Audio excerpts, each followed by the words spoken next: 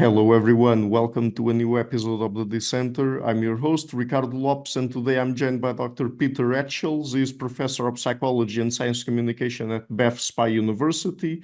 His research looks at the behavioral and well-being effects of playing video games, and he is also interested in metascientific issues regarding best practice in digital technology effects research. And today we're talking about his recent book, Unlocked the Real Science of Screen Time and How to Spend It Better. So, Dr. Etchells, welcome to the show. It's a pleasure to everyone. Thank you very much for having me. It's great to be here. So, of course, your book is a lot about, let's say, a response to many moral panics that people have been expressing in recent years surrounding different kinds of technologies, but particularly screen technologies. So where do you think that perhaps some of these moral panics surrounding, for example, the internet, social media, smartphones, and so on stem from? It's a really good question. I always tend to caveat the answer to this by saying that the problem with moral panics is that you don't know that you're in one until you're out of it. So we always see them in a retrospective sense. And I think it's important to bear that in mind, actually, because you never know, because you never know whether you're actually in a moral panic or not. You just have to be careful not to be just dismissive straight off the bat just because this feels like everything that's happened before. It could well be the case that something comes along at some point that actually we do need to really worry about.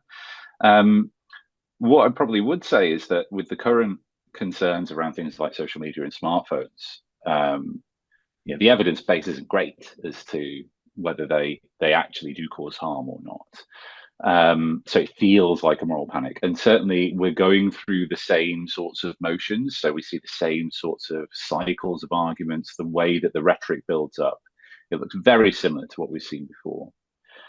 So with that very big caveat, why do we find ourselves in this?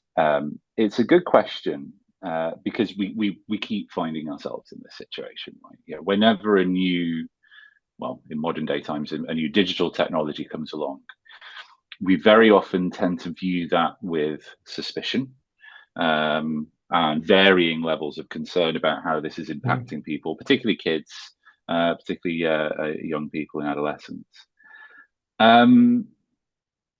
I think very often that happens because these things sort of really take hold, right? So before social media and smartphones, it was video games.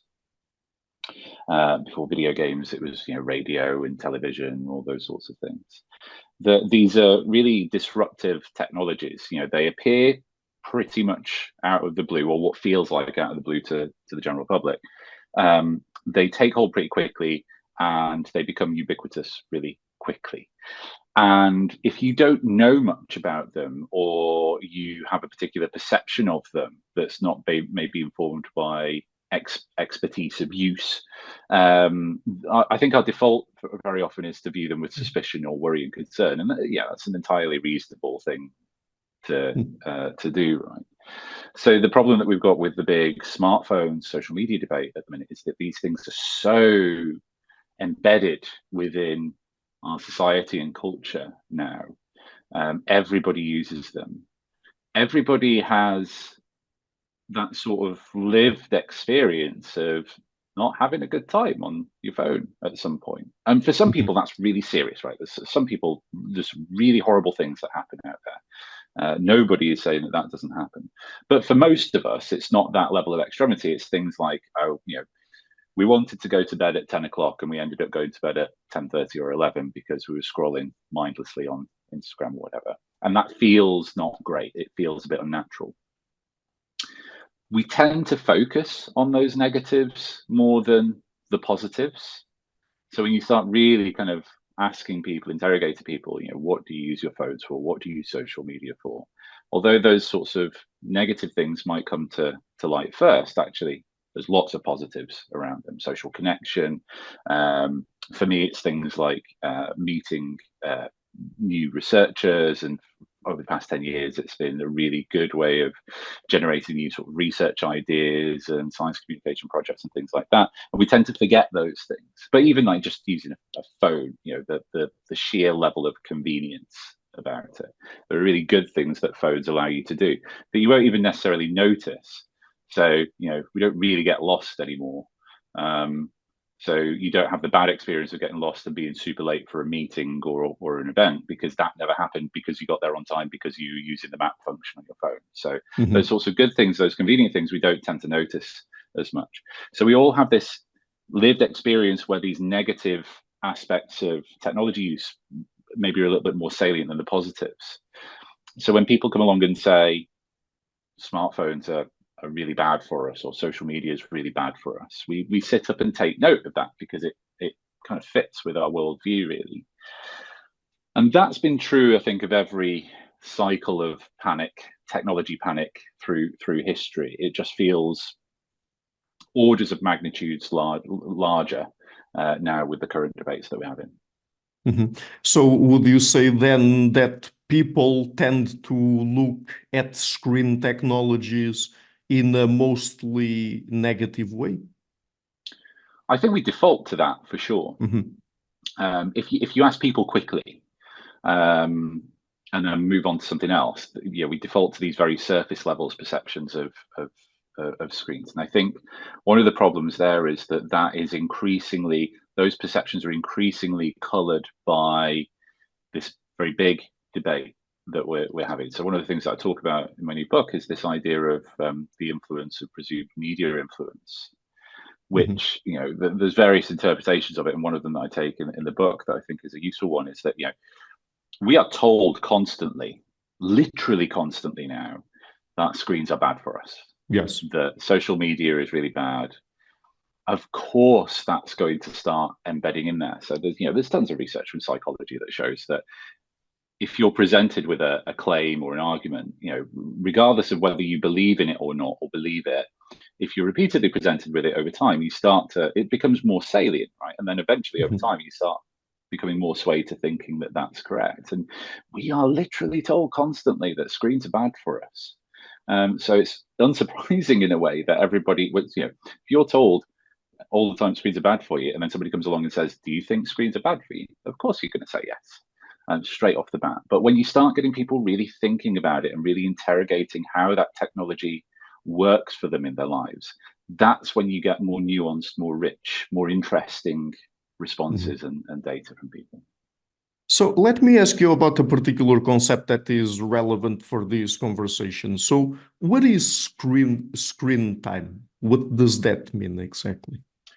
So screen time is literally the amount of time that you spend on screen-based activities, whether that's you know, software or apps or video games, in a given time period. So if you're looking at this from a scientific point of view in terms of trying to do some research on it, you can define it as, you know, how much time did you spend on screens over the past 24 hours or over the past week or past year or whatever.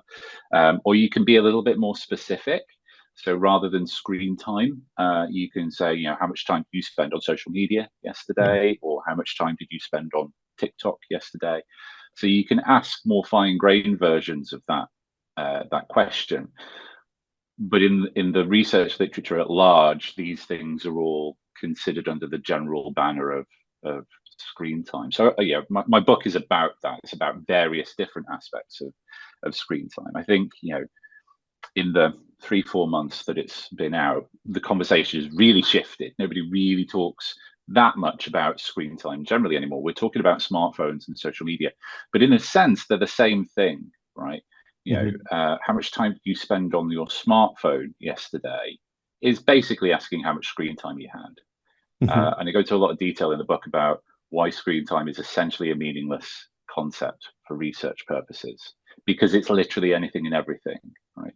I think if you're saying that screen time has an effect, certainly now, given the level of complexity of the debate and what we know from the research literature, if you're still saying that screen time has an effect, what you've now increasingly got to do is make an argument for why literally, I know this sounds a bit facetious, but literally the screen itself is theoretically meaningful in some way.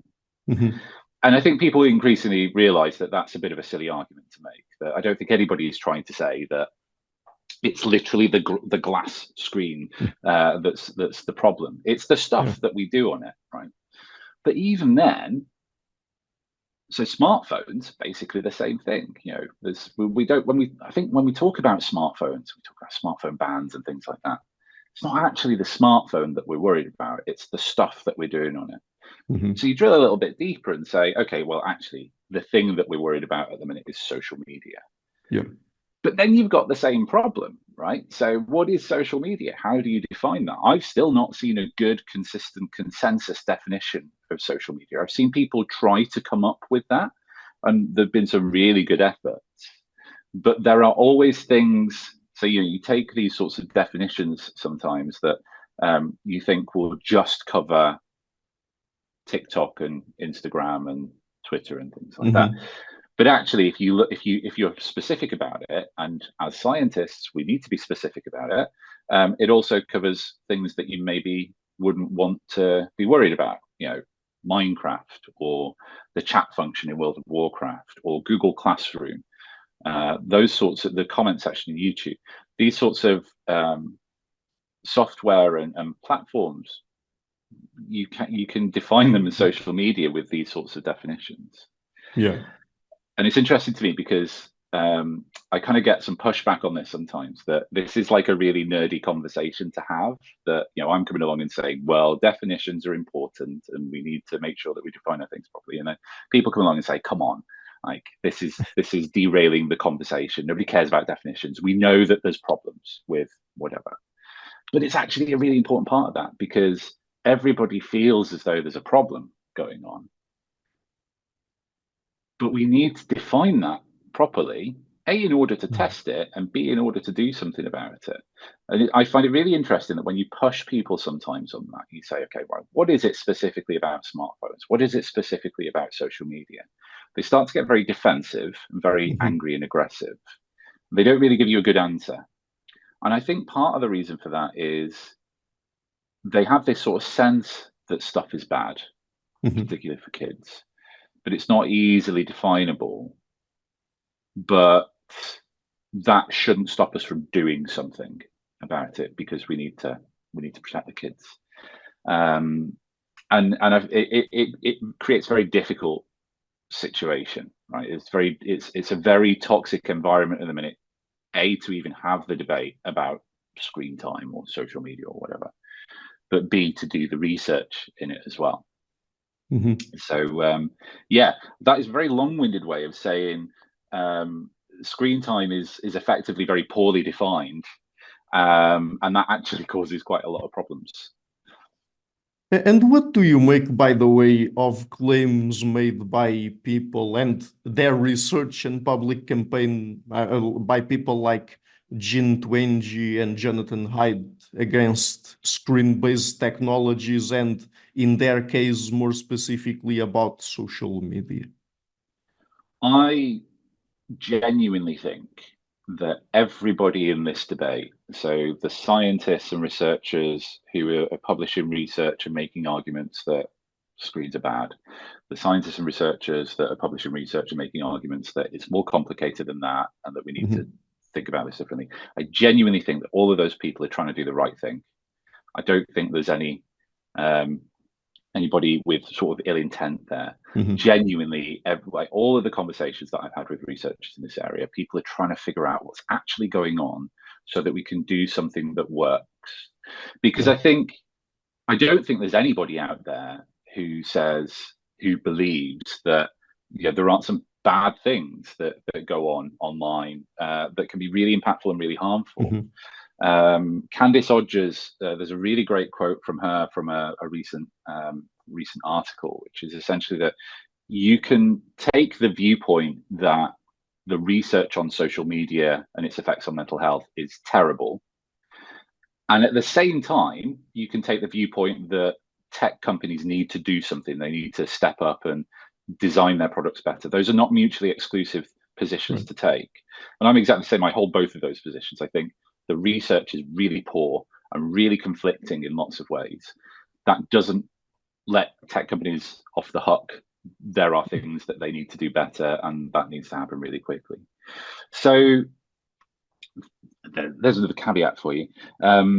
In terms of the sort of research that comes out that seems to suggest that there are these links, my worry at the minute with not just that research, but also the research on the other side that suggests that, you know, these links aren't as worrisome as other people make them out to be. We're kind of fumbling around in the dark. So if you look at the trajectory of research over the past 7 or 8 years,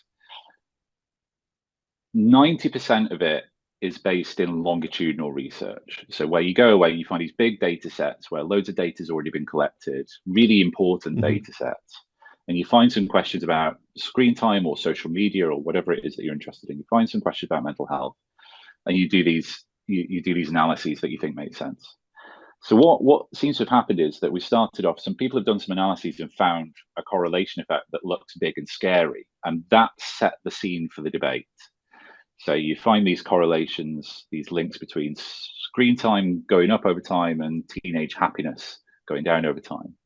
And then somebody comes along and does a little bit more of a specific study and says, well, hang on, I'm not sure that correlation actually means anything. And then the focus shifts. So it's maybe not about screen time anymore. It's maybe about social media instead. And then you go through the same cycle, and then the focus shifts again. And it's maybe not so much about social media for everybody, it's social media for girls. And then on the other side of the equation, we're talking about, literally, I think we originally started talking about this in terms of happiness. And then it bounces around. Sometimes we're talking about depression or self-harm or suicide rates or anxiety or self-esteem or body image. Right. And we call all of those things mental well-being, but they're very different things. Right? Now, if you sort of take a step back from all of this and go, all right, if you were trying to design, if none of this research existed and you were trying to design a scientific study being the best possible scientist that you could be, what do you start off with? And the answer there is you start off with a theoretical framework. Theoretically, why would I expect this thing, whatever this thing is, to impact this aspect of mental health? You're very specific about that. You build a theoretical framework. By and large, that's not really happened in this space, which partly explains why you get this bouncing around, this conflation of different ideas, that we try to make sense of a very disparate area of research by saying, what is the effect of, well, I mean, today it's what is the effect of social media on mental health? 7 years ago, it's what was the effect of screen time on mental health? But those two concepts, social media and mental health, cover so many different things. Even if you look beyond the platform level, like if you ask people how they use Instagram, you get 100 people, you get 100 different answers, right? Because there's so many different ways in which you can use it. Some people are active content generators. Some people don't make videos or posts, but they comment on other people's. Some people don't do any of that. They just scroll for their own interest. Some people use it for work. Some people use it for hobbies. Some people, you know, all of those things can happen for the same person at different times of the day. You start thinking about one social media platform in that way, you start to realize, well, talking about social media in a general sense you're never going to get anywhere, right? Yeah. Because then you start having to think, well, what's the impact of commenting on Instagram on mental health versus what's the impact of using direct messages on mental health? Yeah. You really want to start teasing those, and that's sort of, in a way, that's an interesting route to go down, because, you know, again, theoretically, if you found that some of these mechanisms had impacts in others, then it's not so much about banning social media or getting rid of it. It's about how do we design it to maximize well-being and minimize the potential harmful effects. Right. I think that's what a lot of people are saying in this area. They're not necessarily saying go away and do that level of research, but certainly in terms of design, that's what we need to be thinking about. So that's sort of the trajectory of the research literature. One of the things, and also the debate as well, one of the things that I struggle with here, though, is that it feels like, certainly in the public debate around screens, it feels like the replication crisis in psychology never happened. You know, that was a thing that happened 10 years ago, and we've kind of forgotten about it. Because what's happening, if you look at the debate, is people are shifting their viewpoints, their positions all the time. I really struggle with this when I talk to journalists about my book, about this stuff generally, that maybe the conversation will start by saying, you know, what's your view on this idea that social media causes mental health problems? And, you know, we'll have the sort of conversation that we're having here. And then at some point they'll go, yeah, but if you look at the data on suicide rates, you know, how do you explain that? And then there's a sort of different conversation there. And then later on they'll say, okay, yeah, but if you look at what happens with, you know, I don't know, body image and Instagram, so they're all different conversations. They're bouncing around, and it becomes very difficult to have that conversation because the goalposts keep shifting. Yeah. One of the things that we don't see in the literature is much modern day research adhering to all the lessons that we learned from the replication crisis, basically. So there are very few pre-registered studies in this area. There are very few open data sets. There's, you know, when you ask people sometimes for the data sets, even though they say they're available, you don't get them, which, you know, happens a lot in lots of areas of psychology and science beyond, that, you know, we make these statements to say data is available upon reasonable request, which is essentially a meaningless statement because people are still very reluctant to share their data. Materials aren't shared, analysis scripts aren't shared, hypotheses aren't pre-registered, all of those sorts of things. And we know from like 15 years of the replication crisis now, nearly, that those things, they're not fixes, they don't fix everything, but they really help. If what you're trying to figure out is actual, more convincing, more reassuring answers to things, those are the sorts of things that you need to do. And it's happening in some places. It's not happening across the board, though. But then with all of those limitations that you described there when it comes to these studies surrounding the relationship or the link between social media use or internet use more generally and mental health, is there anything concrete we can say about that link at this point in time or not? So I think the best that we can say in a sort of evidence-based way at the minute is that there are associations between social media and poorer mental health. So social media going up, mental health go down, but they're very, very small associations. Okay. And there's this increasing, and I hope it becomes a more vocal, more noticeable point that's being made in the literature, that social media is one part of the puzzle that that tells us something meaningful about mental health. What's gone a bit wrong, I think, certainly with the public debate, is that it feels like everybody's trying to run around and figure out what is the main cause of mental health problems, what is the soul or the root driver. And I don't think that's the right approach to take, because mental health is really complex. It's always going to be impacted by a multitude of factors that all interact with each other in really interesting and sometimes counterintuitive ways. So, you know, if you take it to its logical conclusion, if you say, you know, we're trying to find what's the one big thing that's affected teenage mental health over the past 10 years, with a view to, if we can find that convincingly, we can remove it from the equation. You will not magically fix anything if you do that. You will not create a utopian state where teenage mental health is suddenly fine. Because again, that's not how mental health works. Mental health is complicated. It's affected by a lot of interacting factors. It's affected by an ecosystem of factors. Social media will be a part of that. Of course it will. You know, it has to be. It'd be weird not to be, right? It'd be a very strange thing if that had no impact whatsoever. But increasingly what we're seeing in some of the best research out there is that, yes, it's a factor. It's a very, very small factor. And actually, there are other things which are not the main cause, the root cause, but they are bigger effects. And maybe we should be looking at those sorts of things first. But then, of course, we've been focusing here mostly on the supposed negative effects of social media, but aren't there also positive effects? Yeah, and this is it's a great point, because this is absolutely where some of that complexity comes into it, right? And again, I've had a lot of conversations with people, ironically online, on social media, where it genuinely seems to be the case that the view that they're taking is that screens are inherently harmful and bad, and that they're only that, you know, you pick up a phone and you log onto the internet and then you're instantly bombarded with bad stuff. Yeah. That's not my experience of being on the internet or being on social media or being on phones. It's not the experience of a lot of, you know, if you actually ask teenagers about it, that's not their experience either. It's way more complicated than that. So, and again, this is the thing, right, that we miss in this, that there are some aspects of social media use, of smartphone use, of going on the internet that can be really positive and supportive for mental health. There are some aspects that can be really detrimental to it. And critically, you as an individual can experience both.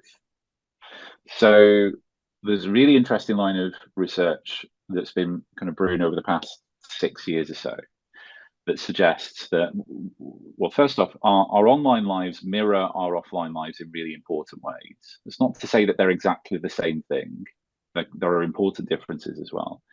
But what that also means is that sometimes you can see things that are going on, or vulnerabilities that you have in your offline life, can predict the kinds of risks that you come across online, particularly for teenagers. Now, so one example of this might be, you know, if you're feeling depressed and lonely, you might go online on social media or wherever to try and connect with people, and to try and seek out information about how to help with depression. Now, that could either be successful or disastrous, right? Depending on, you know, the routes that you can take. And this is what we see in the research literature, right? So in some cases, you know, you'll have a really successful outcome there. You know, you'll find a really supportive group of people, or you'll find a more kind of formalized support group, or you'll find resources that really help you. In other cases, you'll find stuff that is really harmful to your mental health. So maybe a better example here is if you're you know, if you're struggling with an eating disorder and you go online to try and seek out help, and you find a forum of people who are also dealing with eating disorders, that could be a very positive forum where people are trying to help each other. There are also horrible situations out there where there are people setting up spaces to, you know, almost encourage people to go further. So, you know, which one you find has a drastic effect on your mental health there. Which route you go down, whether or not you find the supportive stuff or the harmful stuff, you know, it has nothing to do with social media or screens, right? It has everything to do with other things. It has, you know, things that impact that are, do you have a support network around you? Do you have people in your life that you trust and that you can talk to and talk things through with? A, so you can get ideas and advice on where the right places are to go. But B, if you find yourself on the wrong route, on the harmful route, you've got people to talk to about it. And I think that's one of the other things that we don't maybe acknowledge as much in the literature. You know, that's it's certainly a signal in the research literature that if you come across, or if teenagers come across uncomfortable or what they perceive to be harmful content online, just because they've come across it is not necessarily a guarantee that they will be harmed by it. Again, other things will impact that.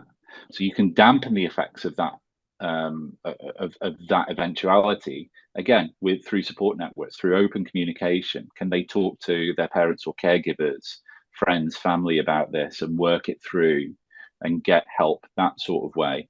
Are they being trained in digital literacy and resilience skills beforehand so that they know what an identity theft scam looks like, so that they don't get defrauded, as an example, that they know what sorts of sites are appropriate and inappropriate for them to navigate and why, and all of those sorts of things. So what you see then is this sort of, you start thinking about it in that way and it immediately becomes more complicated, right? That, of course, social media can't be the sole or the root cause of it in the way that anything can, that all of these things interact. So one of the kind of concerns for me then is that if you partly what's happened in the debate is that we've set off by going, screen/social media are the bad thing, right? And then a bunch of scientists come along and said, we don't think that's the case. That's not what the evidence says. What that immediately sets up is a debate where you have a back and forth where one side then goes, okay, well, if it's not social media, what is it? And then people start suggesting loads of things, and we go through that list one by one. Well, maybe it was the global financial crisis. Well, no, it's not that because of this reasonable argument. Well, maybe it was something else that happened. Well, it's not that because, and you kind of go through the list one by one, crossing them out. This isn't the main cause. This isn't the main cause. You kind of don't, you sort of leave social media to the end, right? You go, well, this is the only thing that explains everything, right? It's the only thing that happened on a global scale. And it's just the wrong way of looking at it, because that list that you've created, all of those things matter. In some way, shape, or form, they will all interact with each other and matter and have an effect on mental health or educational outcomes, whatever it is that you're interested in. And we've just not developed that level of complexity yet to say, look, this thing has negative impacts. It also has some positives. So how do we balance that? How do we understand that? And I think that's why, for me, the general framing of the debate, which is social media causing mental ill health, or is X, whatever thing you're interested in, causing ill health? It's just the wrong way to frame it. So, and again, I can't take credit for this. I think it's work by Candice Odgers and Michelene Jensen, that this idea that a better question to ask here is, why do some people, do some teenagers, do some adults, why do some people really struggle online, and why do other people in seemingly similar situations, why do they thrive?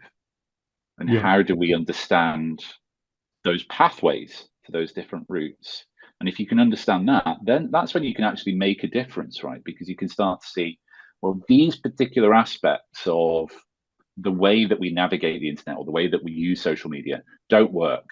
They need fixing. And it's much harder for tech companies to ignore that sort of line of questioning and line of complaint. I think it's very easy for them when you come along and say social media is melting everybody's brains. It's just such an unevidenced thing to say that it's very easy for a tech company to say, that's a silly thing to say. We're not going to engage with that. And that's what you don't want them to do. You don't want them to disengage with the conversation, because then nothing's going to change, right? So another kind of claims that people have been making are related to a supposed association between screen-based technologies and sleep. And they say that using screen-based technologies can ruin our sleep, our sleeping patterns, our circadian rhythm, stuff like that. What can we tell about that from the best research we have on it? Well, it's a good question. I don't think we have much good research on this at the minute. So that's kind of part of the problem, I think. So there's a couple of things going on here. One is that there's been this consistent thread, again, in public debates about screens over the past at least 10 years or so, that blue light, so blue wavelengths in the light spectrum, impact and interrupt sleep, and there's a biological mechanism going on there. And I should say that's absolutely true. That's not, I don't think that's controversial in any way. It's absolutely the case that there's this biological mechanism that blue light interacts with sleep. Where it gets a bit more shaky is that screens emit blue light, therefore screens impact sleep in a biological sense. I went down a bit of a rabbit hole with this question in the book, because I sort of take the view that I'm generally quite skeptical about many claims about screens, but I'm willing to change my mind if the evidence makes sense. And I fully expected at some point in writing Unlocked that I'd have a chapter where I go, here's this thing that people say about screens that I don't think is right, and then we look at the evidence, and by the end of it I go, oh, actually, yeah, that makes sense. That's good. But now we can be more evidence-based about it. And it didn't really happen. And it certainly didn't happen with sleep. But there's a weird thing going on here, right? So screens do have an impact on sleep, but we don't need to resort to biological discussions, biological mechanisms to relate to that. So if you look at the research, the data on blue light from screens and sleep, I don't think there's anything there. If you're worried about blue light from your phones at night, don't be. It's not having a meaningful impact, as far as I can tell from the literature. Where screens maybe have more of an impact is in two interrelated ways. One is literally, if you're not thinking about what you're doing on your phone and you're just spending loads of time in the evening doing something mindlessly, you run the risk of doing it too long. And then the impact on sleep is you have less sleep, right? So that's actually one important thing for teenagers in particular, because we see a lot of pressures on teenage sleep when they get to being a teenager, insofar as, if you look at school start times, they tend to get earlier in the morning. So there's that impact at the end of sleep, and bedtimes for various reasons get later. So parents become more relaxed about enforcing sleep rules. Kids have more autonomy to do stuff, and kids have phones. So they're more likely to go to bed later and get up earlier. And that's a really big thing, because teenagers need sleep. But that's been true forever, right? That story's been true forever. I guess the key question there is, have phones exacerbated the issue? And maybe yes, I think there, but there's really mixed signals in the literature. One of the most interesting lines of research that I saw there is, and again, we need to ask kids, like we're talking about teenagers a lot in this debate, and they are, people are talking to them, but not many. And actually, they're the ones that we need to talk to figure out what's going on. You actually talk to teenagers about what they're doing. And what's happened over time is that there's this set of social norms that have developed, that there's an expectation that you are available to talk to your schoolmates, classmates online late-ish at night. And they're aware of this. They're aware that that's a problem, right? They want to go to sleep, but it's not because screens are addictive or blue light is sending out anti-sleep rays or anything like that. It's because there's a social expectation that they should be around. If a message comes through, that they should be able to respond to it straight away. And if they don't, that has consequences basically in the playground the day after. So if you're not on your phone at night when the big drama's kicking off, and you don't know anything about it the day after, you're immediately isolated from that conversation. And that can cause knock-on problems. So teenagers are very kind of wary of that. Not all teenagers, though. So you talk to them, and some of them are like, what's if there's one word that you could associate with a teenager, it's rebel. And there are some teenagers that rebel against this. They're like, I don't want to be involved in that because I want to go to sleep. And there's all sorts of things going on there. But how do you fix that? Well, it's nothing. I don't think it's anything to do with taking away screens or banning social media or anything like that. You need to try and change social norms. Again, it's through digital literacy skills that you talk to kids and try and establish these appropriate norms around, you don't need to be having those conversations at 10 o'clock at night. They can wait until the morning, or they can happen earlier in the day. Instilling values around the importance of sleep and stuff like that, and how to use technology in a more mindful way that aligns with the goals that we have, will help just as much. Well, it will help more than I think bans would, because they provide long-term sustainable skills for kids. The other thing around screens and sleep is, so I talked to a sleep expert from a book, and one of the things that really stuck with me from what he said was that, he sees people come into the clinic and they've got sleep problems, and they'll say stuff like, I go up to bed at night and I'm really tired, I'm absolutely shattered. I go into the bedroom, and as soon as I see the bed, something changes, I'm wide awake.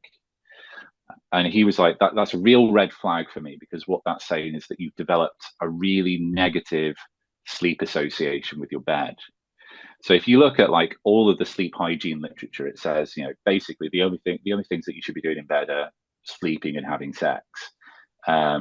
Anything else, try and not do it in bed, because there's always a risk that you develop an association with that thing.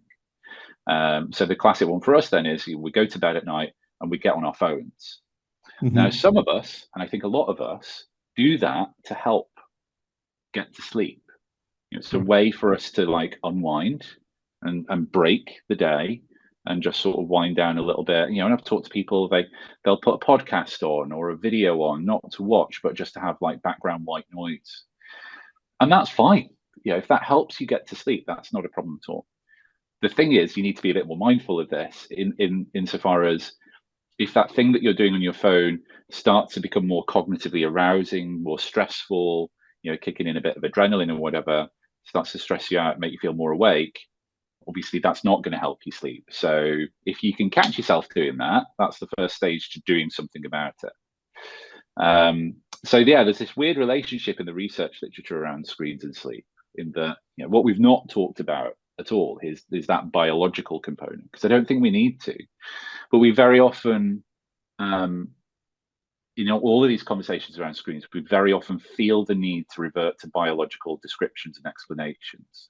And that's true of the blue light and sleep thing, but I think it's also true of just generally how we talk about screens, that we say that they're addictive, that they're biologically addictive, that they're a dopamine machine, or they increase dopamine, and then that means that they're super bad.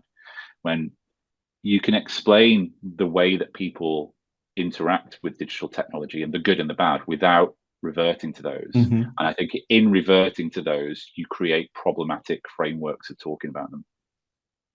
So let me ask you now about another kind of worry that people express, and in this particular case specifically, I would guess that many educators would worry about this. So what about the link, or the supposed link, between screen-based technology and our ability to focus, in the sense that it would disrupt our ability to focus? I mean, does the literature really support that idea or not? I say these are all great questions, and I think the very frustrating thing probably for you and the listeners is that very often the answer to those questions is we don't really know, or it's mixed. Mm-hmm. So again, like there's a disconnect between the big general conversations that we're having about this stuff and what the actual science can say. And very often what you find is that the big conversations are very certain, they're very clear and confident that there is an association. And then actually, when you drill into the research, you find a bit of a mess. And attention and focus, I think, is a really good example of that. So, and it's the same issues over and over again. And I know I'm going to sound like a bit of a broken nerdy record about this, but everything's really poorly defined in the research literature. It makes it hard to figure out what it is precisely that people are worrying about. So we've seen loads of claims over the past few years that social media screens are a driver of poorer attention spans. And then sometimes that's framed as distractibility, like increased distractibility, a decrease in ability to concentrate, or a decrease in ability to focus. Now, actually, all of those things are very different things. Certainly from a scientific, from a cognitive, psychological perspective, they're very different things. Mm-hmm. Attention, let's not go into attention because it's a bit of a minefield, but attention is not one singular thing. There's all sorts of things that you can consider to be different types of attention. They all have different mechanisms in the brain. But yeah, I think when we're talking about attention spans and things like that, we're talking about not being able to concentrate on stuff. And I think, again, that's one of those things where we all feel that, right? We all mm-hmm. feel as though this has got worse, that it's harder to concentrate on things nowadays. Why is that the case? Well, one reason could be that screens are emitting distraction rays in some way, shape, or form, or the way that we set these things up means that it's eroding that form of attention. And that's the thing that people worry about, right? Another thing could be that this is what always happens to everybody when they get older, right? I could probably focus on things better when I was younger because I had fewer things to worry about. But if you asked 18-year-old me, I'd say that I really struggled to focus on things like writing an essay because they could be a bit boring sometimes. So it's hard to tease those things apart. And I'm not saying that we should be really dismissive here or facetious, because, if there are real problems there, I would want to know about them, and I'd want to try and figure them out.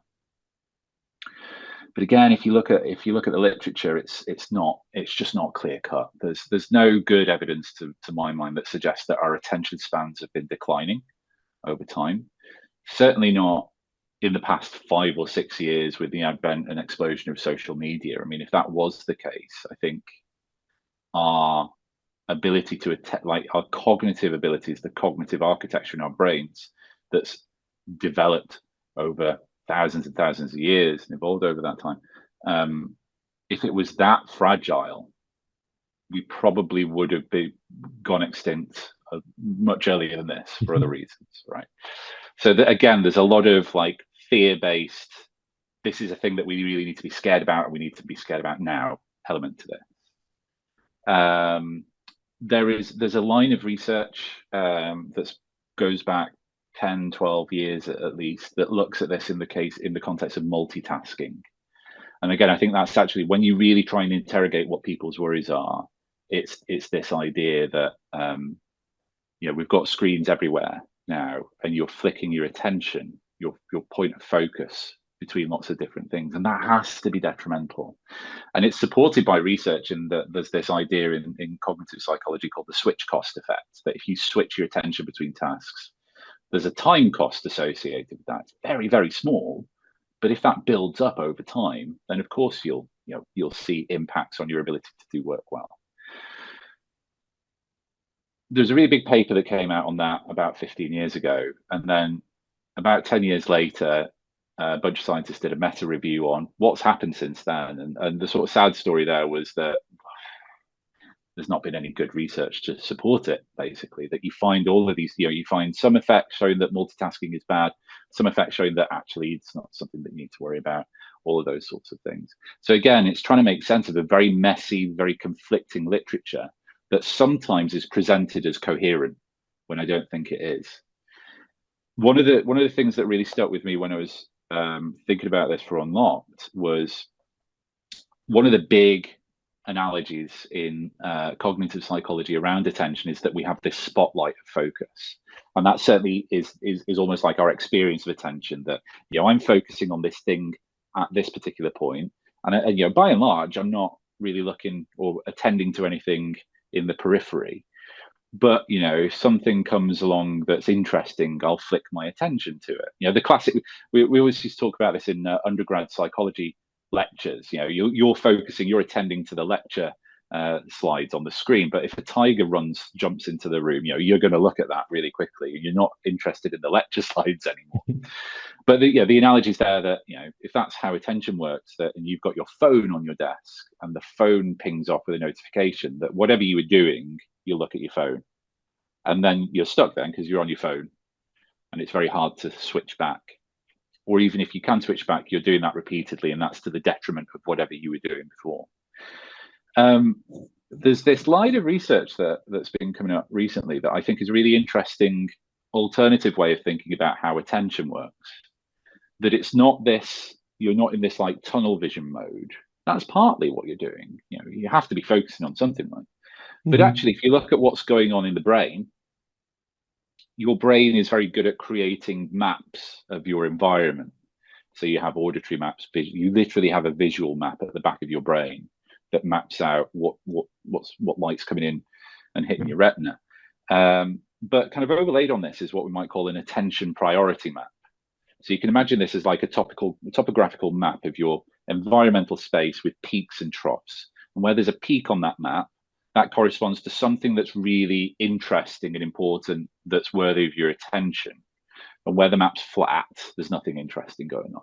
So for me at the minute, there's a massive peak on my topographical map for my screen and my camera, because that's where I'm looking at the minute. I've got a screen over here, maybe that's a small peak. I don't have my phone on me at the minute, but maybe if I have my phone on my desk, there might be nothing there at the minute because it's switched off. Now, what affects that topographical map, that heat map, that priority map, is bottom-up salient sensory things. So if a bright light appears on my desk, that will create a bit of a peak on that map, because it's something that's maybe of interest. So if my phone goes off and the screen lights up, there's something. But critically, those maps and therefore our attention aren't solely driven by bottom-up basic sensory processes. There are also top-down processes as well. And what we mean by that is things like, what are your goals at the minute? What are your motivations? What's your prior experience, your prior learning history almost? When you've been in this situation before and things have gone right or wrong, what have you kind of learned from that? So they're going to go into detail in this with an example in the book, and I say, I'm sat at my computer writing my book, but this is a good example now. I knew that this interview was coming along for a few days, and I've been doing some preparation for it, and I want this to go well. I want to feel as though I'm not stumbling over my words and things like that. I want to focus on the questions that you're asking me.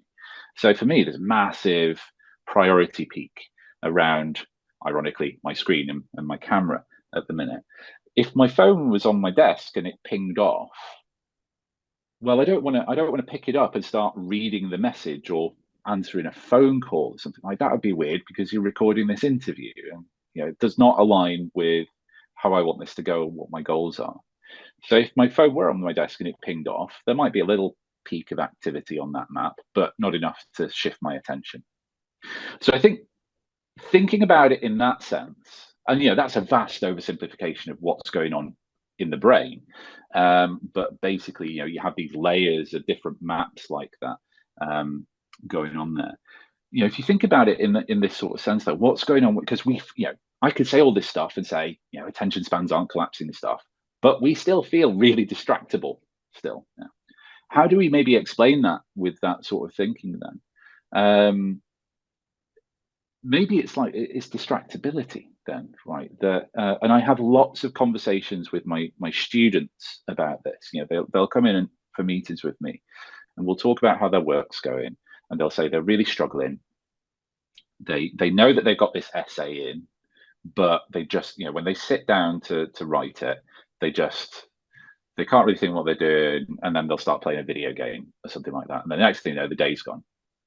And the first thing that I ask them is, show me your calendar for like this past week. And most of the time they'll say, oh, I don't really use a calendar. But when they do use one, I'll look at it and there's just nothing in there, right? And then the conversation turns to, well, okay, right. So say it's Tuesday and you said to yourself that you were going to work on your essay today, but you've not planned your time. You've not got a goal. You've not got a motivation there. You've just gone, Tuesday is clear in my calendar. I'm going to do essay. And it's a really stressful thing to do, writing an essay. And it's not always the case that you're writing an essay on something that you're really passionate about. It's something that you're doing for the purpose of passing a degree. So some of those intrinsic motivations aren't there. You're relying on extrinsic ones. But you kind of get to 9 o'clock in the morning, you've not prepped anything, you've not planned anything. So how have you been distracted by something? Because you weren't doing anything to be distracted from, right? And of course, if I've been in that situation, literally writing this book, where there are days where I've gone, or I've got an unexpectedly clear day, I'll sit down and try writing, and I've had a terrible day because I've not really, my mind's not been in the game. I wasn't really sure what I was going to write that day because I not really planned it, and I find other things to distract me. Whereas if you plan your time, you create those goals, those sorts of top-down factors will influence your attention. Talk a lot with students about this.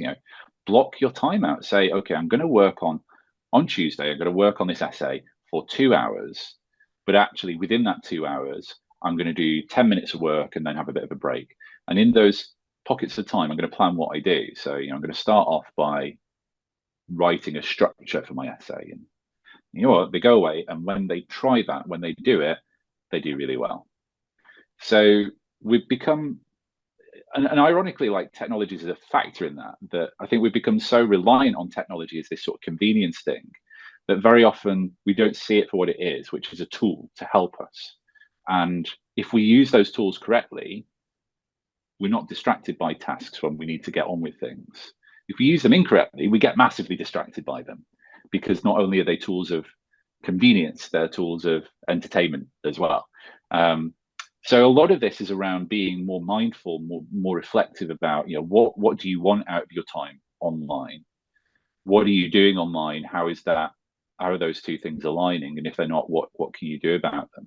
And again, you kind of see that when we have this sort of conversation, we move away from these very top line, very scary things around our attention spans collapsing, to thinking about it in a more, what I feel is a bit more of a productive and constructive, more nuanced way.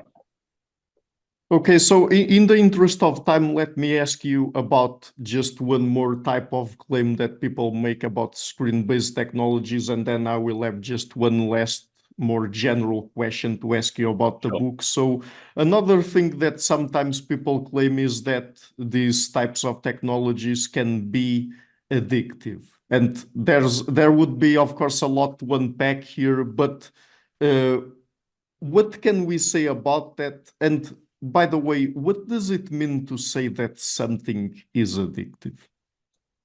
Oh, those are great questions. So where should we start with that?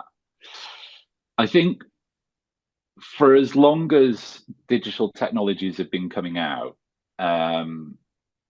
people have been worried about their potentially addictive properties. And you see that with, there were concerns that, when the radio came out, that people were going to be so hooked on it. We weren't maybe talking about it in specifically addiction terms, but you kind of see these stories about people are going to be so hooked on it, they're not going to do anything else. And that certainly feels like an aspect of addiction, right? That you start doing this thing to the exclusion of other things that you did previously. So there's always been that element of these things. Video games has been the same, and internet addiction. There's a really interesting story there around, I think it was about 1995, where there's a psychiatrist in the US, a guy called Ivan Goldberg, who ran a bulletin board system for other psychiatrists.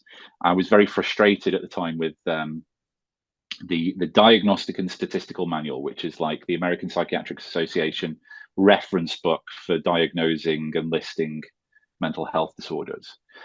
He was very kind of frustrated that the way that things are included in that, the way that disorders are included in it is not in a very kind of critical thinking sort of way. And what you can risk doing is, like, you can, in an unthinking way, come up with a list of symptoms and create a disorder that just completely pathologizes or medicalizes a normal everyday behavior. And he created this thing called internet addiction disorder as a way of, like, satirizing the DSM. And it kind of backfired, right? Because people started getting in touch with him and saying, "Oh God, I think I've got internet addiction. I've read through your list, and that's me." And then these, like, internet addiction online forums, so these self-help, self-organized forums start cropping up. And then I think what happens after that is that it becomes a little bit more embedded in. I'm not saying that's like the sole or root origination of internet addiction, but you start to see people worrying about this, because whenever something like this comes along, there are sort of two ways of referring to addiction, right? One is the literal clinical sense. And there's, you asked about, how do we define that? I don't think there's a good, clear consensus definition around behavioral addiction, sorry. So I think there's certainly not a definition that's like a single sentence, right? There's lots of ways to think about it. So generally think some of the best definitions of behavioral addictions that I've seen are, engaging in a behavior repeatedly that leads to sort of significant harm or significant distress, but there have to be some exclusion factors in there. So that behavior doesn't diminish over time, it persists. You can't explain that behavior down to other reasons. So it's not that it's a coping mechanism for something else, I think is a really important aspect of considering a behavioral addiction. Heavy engagement or intense engagement in and of itself is not a sufficient criterion.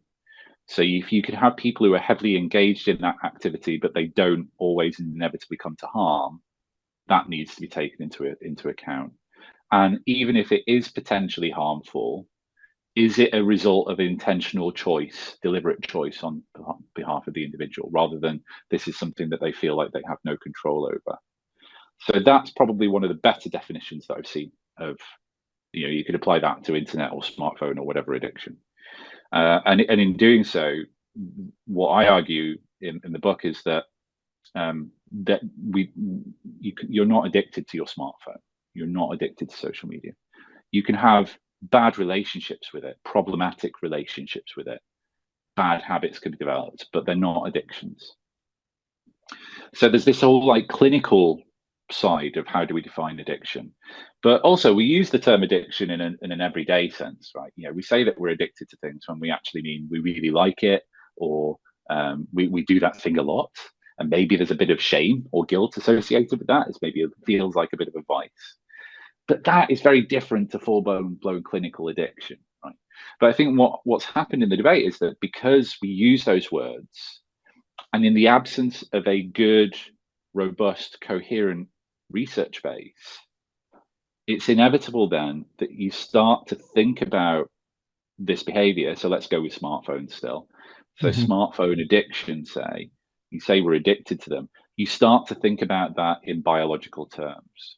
So you start to see people say smartphones are addictive by design because whenever you click like or click a button or press a lever effectively, it's creating a hit of dopamine in the head, in the brain, and dopamine is involved in motivation and reward. It's involved in addiction.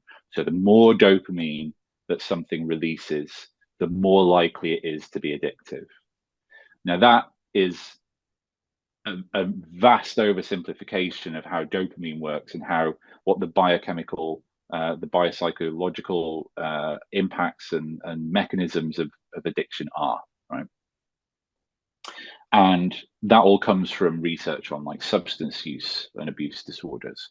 And there are very different things going on. Like if you take cocaine or heroin, that is very different in terms of the biological effects. It's very different to being on your phone or playing a game or eating or driving, right? All of these things, dopamine will be involved in some small way. Doesn't mean that they're addictive. And neuroscientists are kind of clear on this, that addiction is complex. There are really important social factors that are crucial for the introduction and maintenance of addiction, and that it's too simplistic to say, well, if you like something, it releases dopamine, and if you like something too much, it's too much dopamine, and dopamine is involved in addiction, therefore anything can be addictive.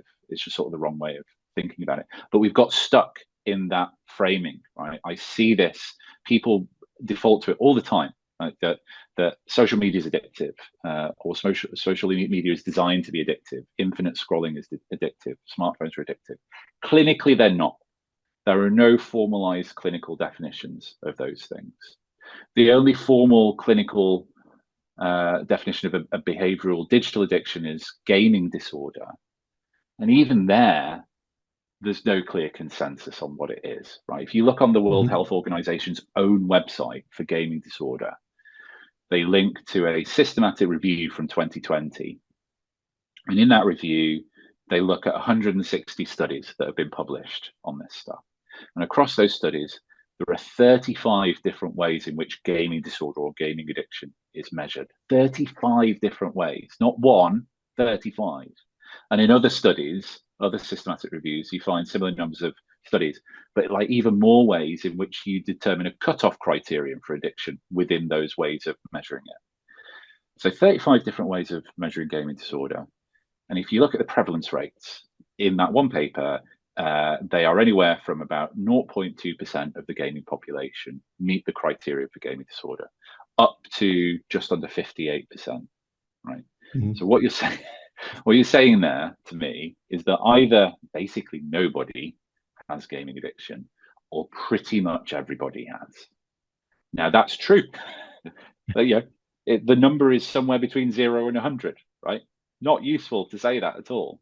And what that very clearly signals to me is that we've not got a handle on what that thing is yet, even if it's a thing at all. It's very unhelpful. And that's for the one formalized clinical digital addiction. We're not there yet with the research on smartphones and social media. So it's a mess, right? And I think again, we've fallen into this trap of thinking about our digital technology use, whatever aspect of it, in terms of addiction, because we use it in that day-to-day usage. And I should say, mobile games companies advertise their games and they say, this game is addictive, it's great, you should.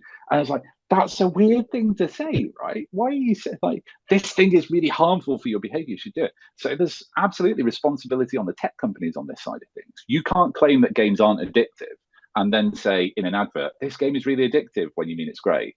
Just come on, like, do better. So yeah, there's this like whole mess, and we can't help but think about it in this sort of framework. But there are other ways of thinking about how we develop relationships with digital technology that are better, I think. Because the problem with just thinking about this in terms of addiction is that you're left with a very limited set of solutions, which are basically stop using it. Various forms of that: digital detoxes, abstinence, restrictions, bans. Those are things that you're left with, right? And we know digital detoxes don't really work, right? Better ways of thinking about it, I think, are in terms of what we call technology habit formation. And again, there's lots of research, new research, like within the past 3 or 4 years, that is starting to back this up and support this idea. Are you addicted to your phone? Probably not. Have you developed bad habits with your phone? Yeah, definitely. Everybody has. I have. I know I have. I've also developed some really good habits with my phone. So you can have good and bad habits. Habits in and of themselves are neutral. Whether they become good or bad depends on other things, right? So checking your phone, neutral habit, not inherently harmful. Checking your phone at night when you're feeling really lonely and you want to catch up with some friends, good thing to do, probably a good impact on your well-being. Checking your phone just to see what somebody's posted on Twitter while you're driving down the road, super bad habit to get into, right? Definitely, the more often you do that, the more likely a bad thing is going to happen. You're going to crash your car and you're going to kill somebody. So don't do that. But that's the thing, right? So whether a habit becomes good or bad or not depends on things like how frequently you engage in that habit, but not just the intensity or frequency of it, but how often you do that in a way that doesn't align with your goals or your motivations. So if you're doing it in an unthinking way, then it can lead to bad outcomes. A kind of perhaps more relatable argument here. So let's say we're talking about scrolling through Instagram. Inherently not good or bad, it's just inherently neutral. I do that a lot, and I do that because I want to use that as a way of just winding down at the end of the day. And some of the moments in the past year where I have laughed out loud to the point of tears of laughter, where I've been scrolling through Instagram and I found a really funny video and I've shared it with my wife, like literal tears of laughter, and it's been really good. And then there are other times where I'm sat there scrolling and I look at the clock and it's 11 o'clock at night, and I said to myself tonight, I wanted to go to bed at 10. And I feel deflated and I feel like I've undermined myself.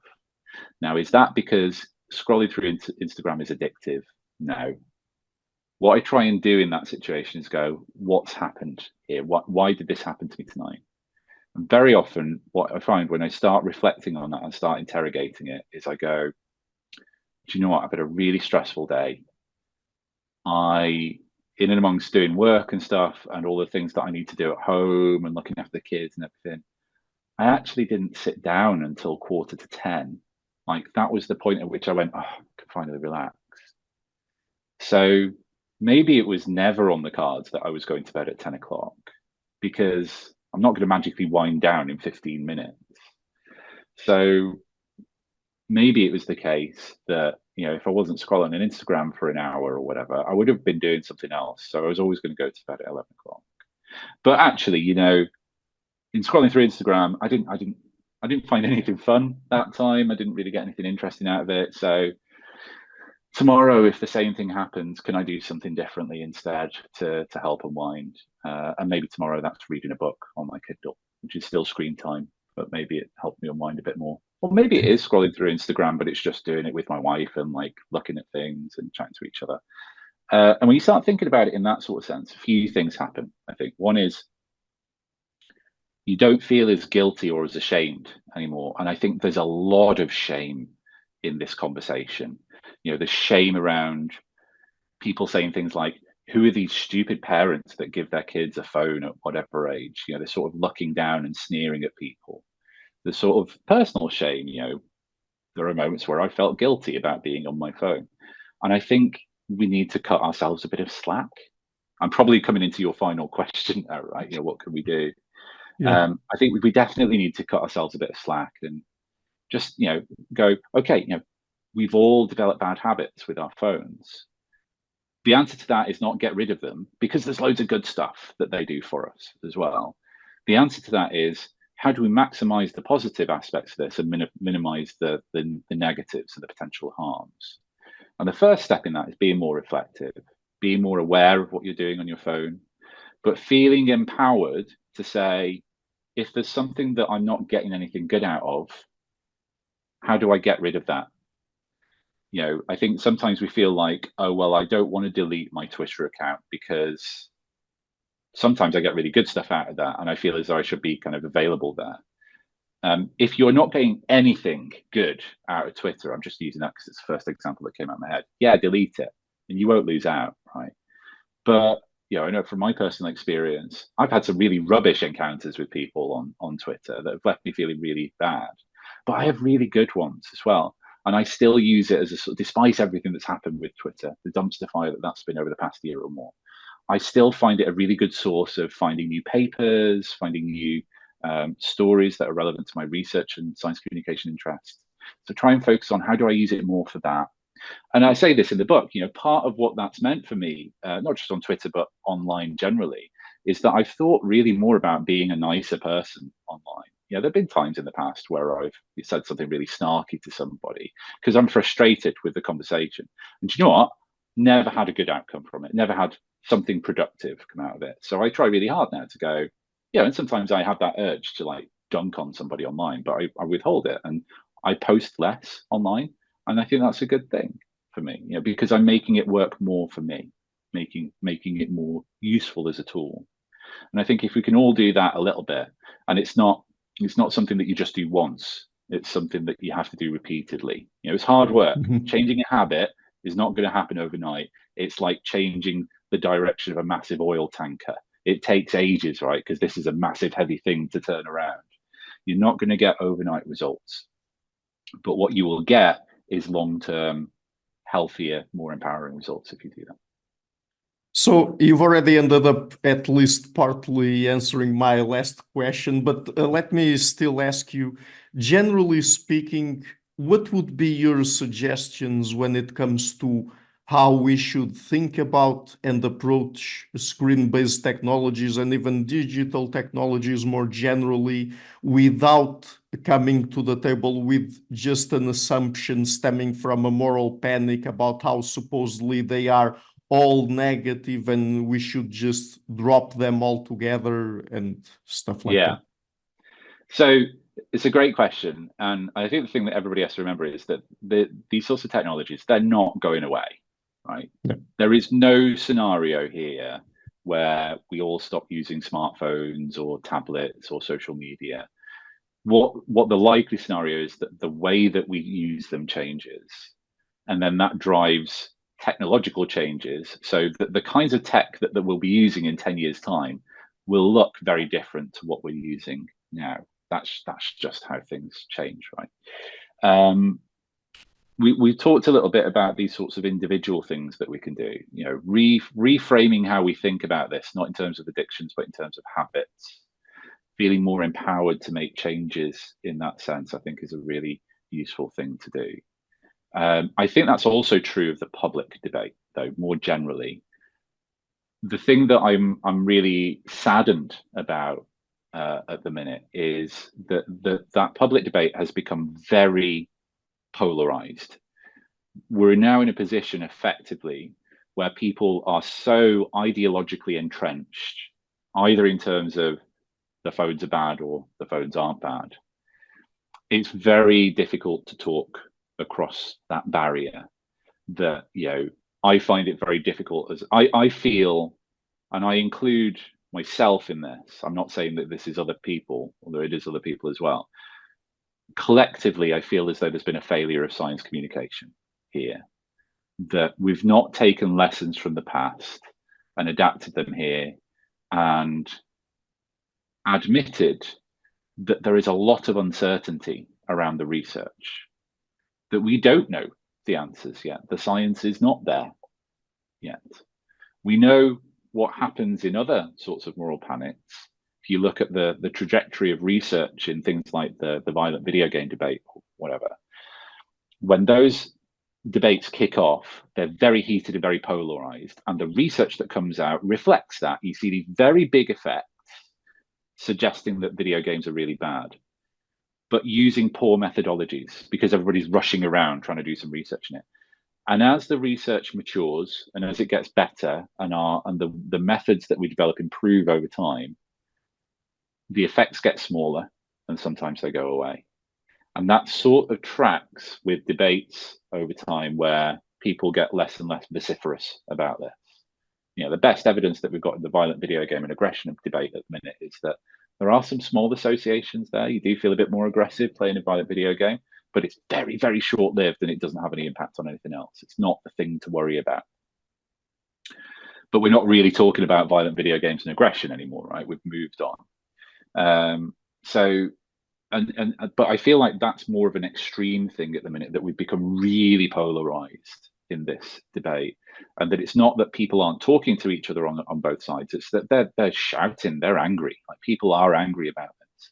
And I get where that comes from, right? And again, it goes back to that idea that I said earlier, that I think everybody in this debate is trying to do the right thing, trying to get good outcomes. Everybody wants everybody, but kids in particular, but everybody, to develop healthier relationships with their tech, right? It'd be weird if somebody didn't want that. Like, that person is not part of that conversation, whoever that is. Everybody's trying to get to the same outcome.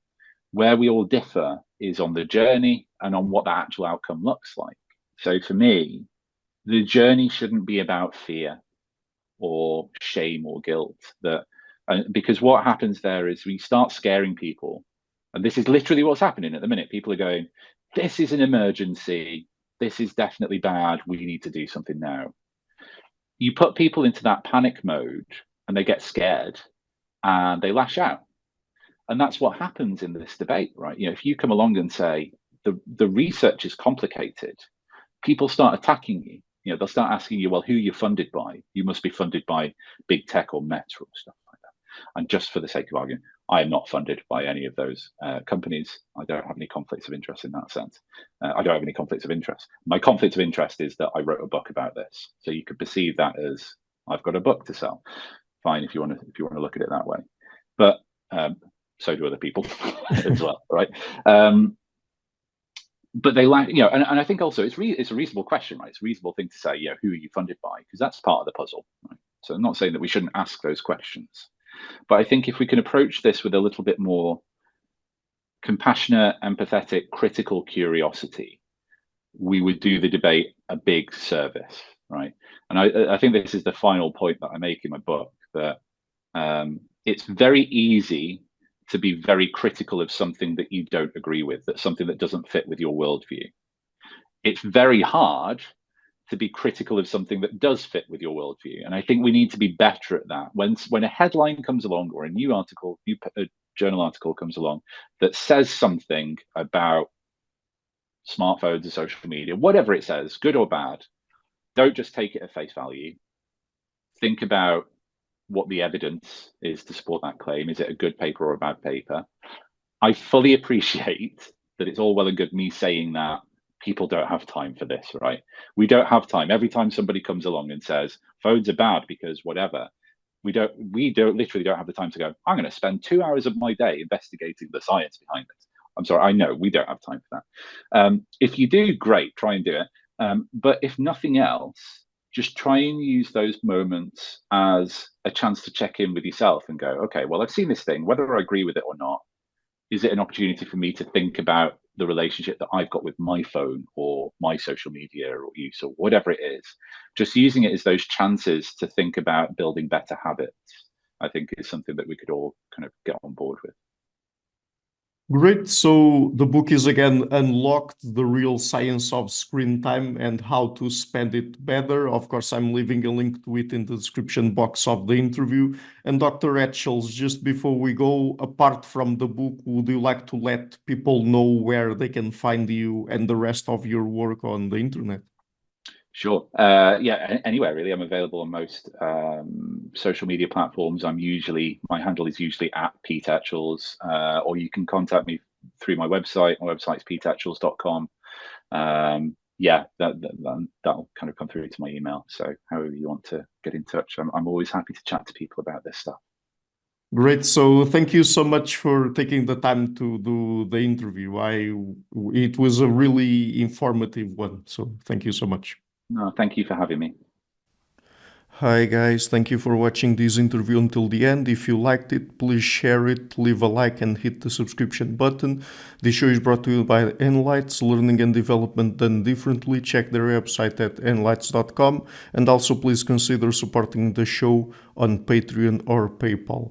I would also like to give a huge thank you to my main patrons and PayPal supporters: FERGAL, LARSEN, Jerry Muller, Frederick Sunda, Bernardo, SEIXAS, Olaf, Alex, Adam, KESSEL, Matthew, WHITINGBIRD, ARNAUD, WOLFF, Tim, HOLLOSY, HENRIK, AHLENIUS, John Connors, FILIP, FORDE, CONNOLLY, then DEMETRIOU, Robert, WINDHAGER, INACIO, ZOOP, Mark, NEVES, COLIN, HOLBROOK, KAVANAGH, Michael Stormir, Samuel, ANDREEFF, Francis, FORDE, TIAGO, NUNES, FERGAL, KESSEL, HAL, HERZOG, NUNE, Machado, Jonathan, Labyrinth, João Linhares, Stantantia, Samuel Correia, Eric Hines, Mark Smith, João Eira, Tom Hummel, Sardus France, David Sloan Wilson, Yacila DEZA-ARAUJO, Romain Roach, Diego Londoño Correia, Yannick Punter, Dana Rusmani, Charlotte Bliss, Nicole Barbaro, Adam Hunt, Pavlo Stasevski, Nelek Bach, Guy Madison, Gary G. Alman, Sam Afzal, Adrian Yeager, Paul Tolentino, João Barbosa, Julian Price, Edward Hall, Edin Bronner, Douglas Fry, Franca Bortolotti, Gabriel Ponce Cortez, Ursula Litsky, Scott, Zachary Fish, Tim Duffy, Sonny Smith, John Wiseman, Daniel Friedman, William Buckner, Paul George Arnaud, Luke Lowacki, Georgios Theophanous, Chris Williamson, Peter Wolozin, David Williams, Diogo Costa, Anton Erickson, Charles Murray, Alex Shaw, Maury Martinez, Coralie Chevalier, Bangalore Atheists, Larry D. Lee Jr., Old Erringbon, Sterry, Michael Bailey, Dan Sperber, Robert Grassi, Zigoren, Jeff McMahon, Jake Zool, Barnabas Radix, Mark Campbell, Thomas Dovner, Luke Nissen, Chris Story, Kimberly Johnson, Benjamin Galbert, Jessica Nowicki, Linda Brandon, Nicholas Carlson, Ismail Benzliman, George Coriatis, Valentin Steinman, Per Crowley, Kate Van Goller, Alexander Hubbard, Liam Dunaway, BR, Masood Ali Mohammadi, Perpendicular, Jonas Hertner, Ursula Goodenough, Gregory Hastings, David Pinsoff, Sean Nelson, Mike Lavigne, and Dios Necht. A special thanks to my producers: Isar Webb, Jim Frank, Lucas Stafiniak, Tom Vanagdam, Bernard Ugni, Curtis Dixon, Benedict Mueller, Thomas Trumbull, Catherine and Patrick Tobin, John Carlo Montenegro, Alni Ortiz, and Nick Golden, and to my executive producers Matthew Lavender, Sergio Quadrian, Bogdan Kanivets, and Rosie. Thank you for all.